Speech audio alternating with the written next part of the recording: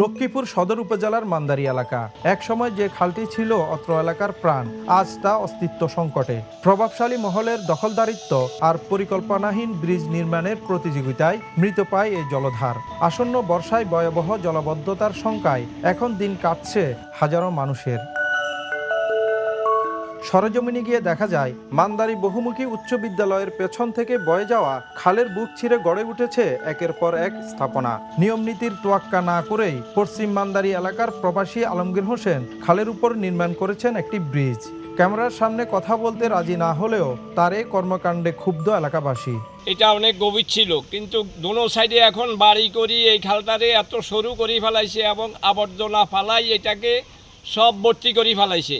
অবহিত যে প্রতিটি বাড়ির মুখে মুখে কালভার্ট দেওয়া হয়েছে, এই কালভার্টগুলার সমস্ত ছোট ছোট করে দিছে, ভিতরে জায়গা 3 ফুট 4 ফুট আছে, এটা দিয়ে কোনো রকম পানি সরতে পারতেছে না।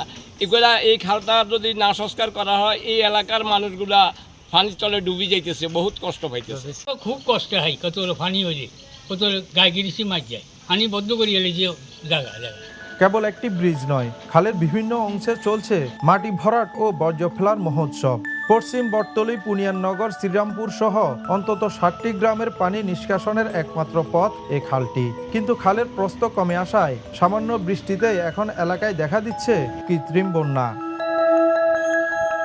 দখলদারদের হাত থেকে খালটি উদ্ধার এবং অপরিকল্পিত স্থাপনা উচ্ছেদ না করলে মান্দারির বিস্তীর্ণ এলাকা তলিয়ে যাওয়ার আশঙ্কা প্রবল। এলাকাবাসীর দাবি, আসন্ন বর্ষা মৌসুমের আগেই সংশ্লিষ্ট কর্তৃপক্ষ যেন দ্রুত কার্যকর ব্যবস্থা গ্রহণ করেন।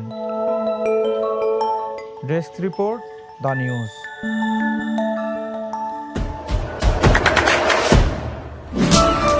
দেশে দেশে সবার সাথে, দ্য নিউজ।